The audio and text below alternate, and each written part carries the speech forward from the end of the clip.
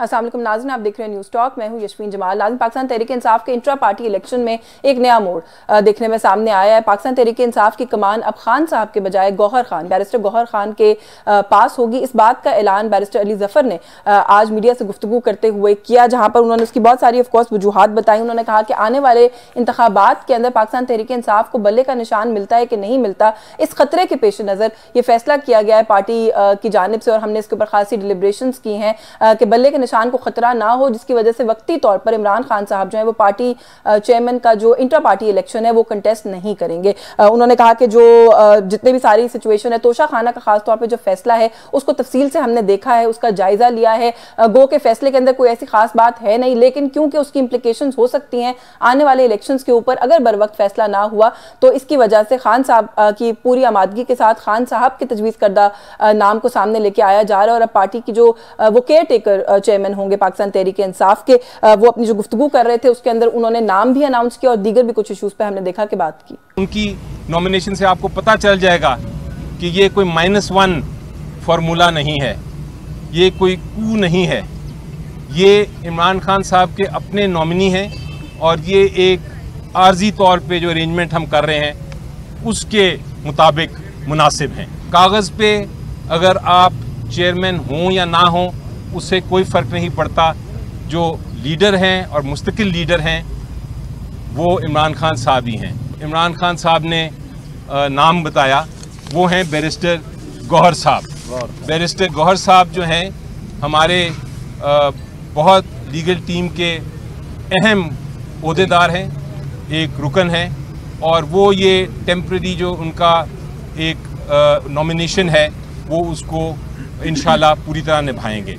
सियासी हलकों में खान साहब का ये जो फैसला है इसको हम देख रहे हैं कि सराहा जा रहा है, और इसकी शायद एक वजह ये भी बताई जा रही है कि माजी में 2017 में सेनेट इंतखाबात से पहले जब इसी तरह की एक सूरत हाल का सामना पाकिस्तान मुस्लिम लीग नवाज को करना पड़ा था, इंतखाबात से एक माह कबल सुप्रीम कोर्ट से ने इंतखाबी इस्लाहात 2017 केस में फैसला सुनाते हुए नवाज शरीफ को पार्टी सदारत से अलहदा होने का जब कहा, तो जो टिकट्स नवाज शरीफ साहब के दस्तखत से अलॉट किए गए थे वो टिकट सारे गैर मौसर करार दे दिए गए, और ये कहा गया कि कोई भी कैंडिडेट वो जो टिकट्स हैं उनको सामने रखिए, उनकी बुनियाद पर इलेक्शन कंटेस्ट नहीं कर सकता, जिसकी वजह से पाकिस्तान मुस्लिम लीग नवाज के वो सभी कैंडिडेट्स जिन्होंने इलेक्शन कंटेस्ट करना था उन सभी ने आज़ाद उम्मीदवार की हैसियत से हमने देखा कि वो इंतखाबात जो है कंटेस्ट किए। तो यही शायद एक खदशा है जिसके पेश नज़र पाकिस्तान तहरीक इंसाफ ने ये डिसीजन किया है कि वक्ती तौर पर इमरान खान साहब जो है वो पाकिस्तान तहरीक इंसाफ के चेयरमैन नहीं होंगे। जहाँ एक तरफ पाकिस्तान तहरीक इंसाफ के हम देख रहे हैं कि जो कारकुनान हैं वो इस बात को लेकर दुखी हैं, परेशान हैं, अफसुर्दा हैं, वहीं दूसरी तरफ पाकिस्तान मुस्लिम लीग नवाज के लिए और उनके कारकुनान के लिए आज एक अच्छा दिन हमने देखा कि साबित हुआ। नवाज शरीफ साहब के हवाले से बात करें, पाकिस्तान मुस्लिम लीग नवाज के कायद को नैब की जानिब से दायर एवन फील्ड रेफरेंस में इस्लामाबाद हाई कोर्ट ने बरी कर दिया है। फ्लैगशिप रेफरेंस में जिसमें एहतसाब अदालत की जानिब से नवाज शरीफ साहब को बरी किया गया था, ऑलरेडी नैब जो है वो उसको लेकर अपील में जो है वो गया हुआ था। नैब ने अपनी वो अपील भी आज वापस ले ली है। तो दो ऐसे केसेस या रेफरेंसेस जिनकी हम बार बार बात सुनते हैं, जिक्र सुनते हैं कि फ्लैगशिप के अंदर क्या मामला होगा नवाज शरीफ साहब के साथ, एवन फील्ड के अंदर क्या मामला होगा, तो इन दोनों में तो बकौल नवाज शरीफ साहब के आज वो सुरखरू हो गए। अब रह गया मामला एक अल अजीजिया का, और उसके अलावा ऑफ कोर्स और भी इससे जुड़े कुछ और मामलात हैं। नवाज शरीफ साहब ने मुख्तसर सी गुफ्तगू की ये फैसला आने के बाद, और उस गुफ्तगू का जो क्रक्स था वो यही था कि आज सच की जीत और फतह हुई है। हमारे साथ प्रोग्राम के इस हिस्से में मौजूद है नईम हैदर पंजोता साहब और जहांगीर जदून साहब, दोनों ही सीनियर माहिर कानून है। बहुत शुक्रगुजार हूँ सर आप दोनों की प्रोग्राम के इस हिस्से में शिरकत के लिए।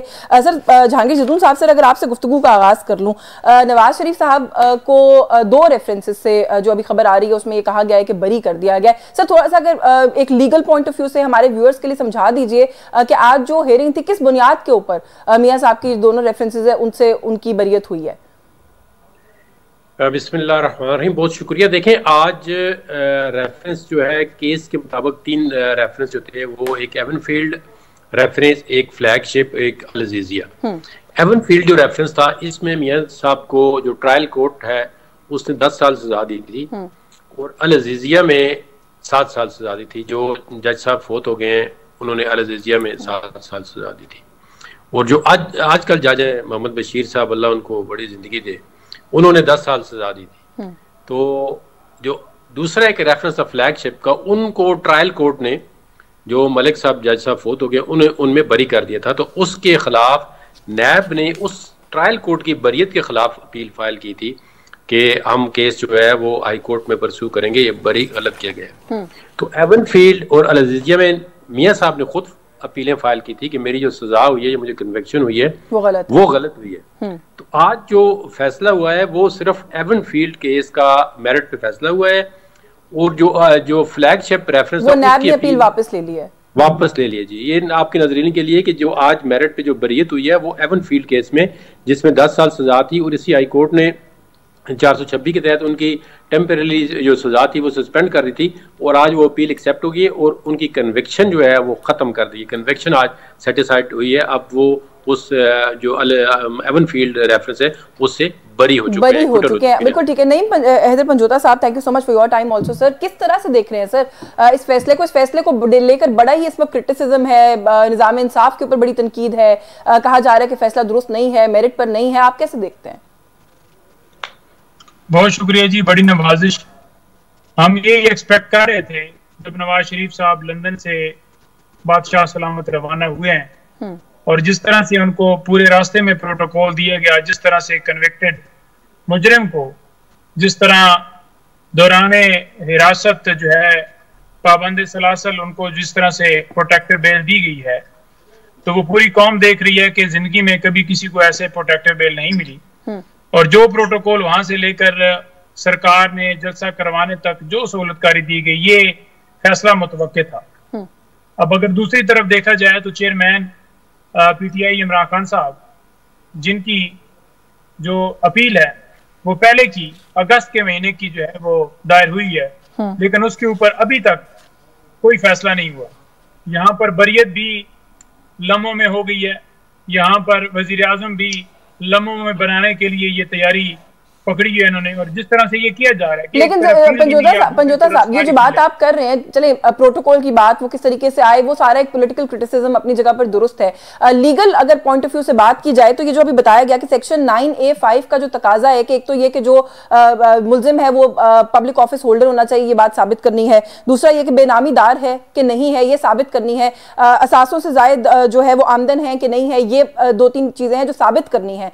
उसके तहत ऑनरेबल कोर्ट ने कहा कि ये सारे मामला तो साबित ही नहीं होते। वो कहते हैं तकाबली जायजा अगर लिया जाए तो जो आमदन से जायद असासे बनाने का जुर्म है वो बनता ही नहीं है। बेनामी की भी जो डेफिनेशन है, जो तारीफ है, बल्कि जो वो है जस्टिस मियां गुल हसन है, उन्होंने कहा कि शायद वो जो डेफिनेशन की गई है बेनामी की, यही एक वजह है जिसकी वजह से ये सजा नहीं बनती।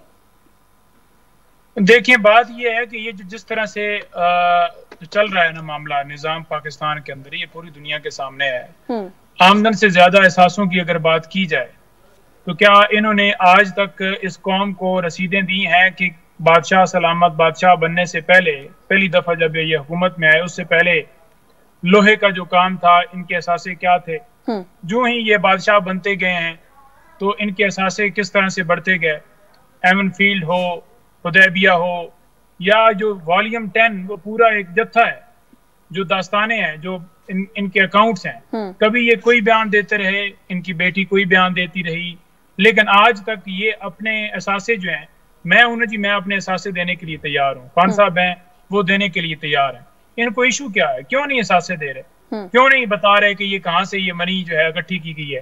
पूरी दुनिया को पता है कि ये आते हैं सिर्फ कारोबार कर रहे हैं, सियासत को इबादत समझ कर करते, तो आज पाकिस्तान इस हालत पर ना पहुंचा। सर इजाजत है, थोड़ी जो आपने नुक्ता उठाया, मैं जरा जहांगीर साहब को इसी नुक्ते पे सामने है जी गुफ्तगू में शामिल कर लूं। जहांगीर जदून साहब, सर सेक्शन 9A5 क्या कहता है, क्या नहीं कहता, इररिस्पेक्टिव ऑफ दैट की तनकीद तो हो रही है सर कि अगर एवनफील्ड की खाली बात कर लें, सर वो फ्लैट्स तो है ना लंदन में, वो कहीं चले तो नहीं गए। तो ये जो बात अभी पंजोता साहब कर रहे हैं कि अगर कोई मनी ट्रेल या किसी किस्म का कोई प्रूफ कि ये कहाँ से आए, कैसे आए, अपने जो असासे हैं वो प्रॉपर तरीके से क्यों लोगों के सामने नहीं रखते या रखे जा रहे, क्योंकि ये बार बार तनकीद की जा रही है कि ना इनके बयानात आपस में मिलते हैं, इनसे इन्वेस्टिगेशन के दौरान जितने सवालात पूछे गए सबके मुकम्मल और तसल्लीबख्श जवाबात नहीं दिए गए, हर फोरम के ऊपर एक नई बात और एक नई स्टेटमेंट जो है वो इन लोगों की तरफ से सामने आती रही, आज बरी हो गए।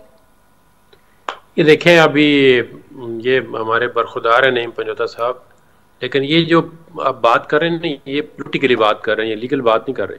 हाँ। अब जिसने केस बनाना होता है ना, उसने साबित करना होता है, प्राइमा फेशी बर्डन पहले जो है ना वो प्रोसिक्यूशन का काम है डिस्चार्ज करना। अब इन्हीं जज साहब ने, जो मियां गुल हसन साहब है, उस दिन साइफर का ट्रायल जो है वो सस्पेंड किया है मेरिट पे। तो इन्हीं जज साहब ने आज सबसे ज्यादा क्वेश्चन किया, उन्होंने कहा और इन्हीं जज ने पहले इनकी सजा सस्पेंड की। देखो खुदा के लिए कोई थोड़ा सा मेरिट पे बात करें। अगर तो केस ठीक थे, देखे ना, अगर वो केस ठीक थे तो प्रोसिक्यूशन जो है, नैब जो है, उस वक्त ट्रायल कोर्ट ने जो भी बशीर साहब जज हैं, उन्होंने क्यों कहा था कि करप्शन में कोई चार्ज साबित नहीं होता। तो एक बंदे ने एसेट्स बनाए हैं तो आपने ये साबित कर रहे हैं कि इसने करप्शन से बनाए हैं। पहले उनका इनकम तो डिटरमिन करेंगे, इनकम थी सबसे पहले क्वेश्चन उन्होंने किया था कि आपने इनकम का कोई चार्ट बनाया है। आप देखें, आप टीवी एंकर हैं या जो प्रोग्राम करती हैं, आप टीवी से तनख्वाह लेती हैं, कोई बंदा सरकारी मुलाजम होता है, उसकी पे स्लिप होती है, इतनी सैलरी ले है, उसके एसेट इतने ज्यादा है, तब जाके वो उसे पूछते हैं कि आप बताएं भाई आपकी ये तनख्वाह है तो इससे उन्होंने कहा ये आपने इनकम डिटरमिन किया, उन्होंने कहा नहीं की है। उन्होंने कहा आप एसेट की वैल्यू डिटरमिन किया, उन्होंने कहा नहीं की है। तो फिर खुदा के लिए आप मेरिट पे बात करें थोड़ी सी। पोलिटिकली तो मैं अभी कहूँ कि F6 से शुरू करें ना, जिनके पास लोगों के घर हैं, इन्होंने एसेट कहाँ से बनाए, तो कोई एक बंदा जवाब दे सकता है। किसी आप ऑफिसर से पूछ लें, ब्यूरोक्रेट से। इनके आजम खान जो अभी इनके खिलाफ गवाही दे रहे हैं, उन्होंने जो जायदाद खरीदी बाद में, जरा उनसे पूछे उन्होंने कहाँ से ये जायदाद बनाई। लेकिन जहांगीर जिद्दू साहब, इसके अंदर एक सवाल तो पैदा होता है ना, आपकी बात बिल्कुल ठीक, लेकिन नैब का क्या किरदार है? नैब का क्या किरदार? ये वकील है, इनको चाहिए मेरिट पे बात करें। नहीं, मैं इनसे भी मेरिट के ऊपर सवाल करती हूँ, लेकिन नैब का क्या किरदार है? सर, नैब कल झूठा था, आज झूठा है, किस तरह, मतलब क्या रोल है? कल जो खून का प्यासा था नैब कुछ सियासी रहनुमाओं के, आज जो अपीलें वापस ली जा रही हैं, तो मामला समझ में नहीं आता। आप मैं समझाता हूँ ना आपको मामला ना। हाँ। उस वक्त नैब किसकी इंस्ट्रक्शन पे चल रहा था? किसने कहा था नैब वो केस बनाए? किसने कहा था? जो जुडिशरी ने, नैब ने कहा जी हम तो रेफरेंस ही नहीं फाइल कर रहे, ये तो रेफरेंस बनता ही नहीं था, ये तो हमने सुप्रीम कोर्ट के डायरेक्शन पे आज दिन तक। नैब तो इंडिपेंडेंट इदारा है। नैब के आजकल भी कुछ केसेस है इमरान खान साहब के खिलाफ, उनको तो सब कहते हैं बिल्कुल दुरुस्त है। ये 5 साल बाद देखना, यही नैब कहेगी इमरान खान के खिलाफ केसेस गलत है। मैं आपको भी मेरी ये नहीं बात करते ना, ये पीटीआई के वकीलों में भी बड़ा अफसोस होता है मुझे जब ये मेरिट पे बात नहीं करते। अब ये हर जगह पे ना अपनी पॉलिटिक्स को इन्वॉल्व करते हैं, कहते हैं ये भाई आप खुदा के लिए जाती दुश्मनी न करें, एक मेरिट पे बात करें। मुझे ब्रेक का कहा जा रहा है जहांगीर जिद्दू साहब। ब्रेक से वापस आके पंजोता साहब से पूछते हैं कि पॉलिटिकल बात के अलावा मेरिट पर अगर बात करें तो क्या बात है, और पंजोता साहब नैब के रोल को, किरदार को कैसे देख रहे हैं? इस ब्रेक के बाद हमारे साथ रहिए।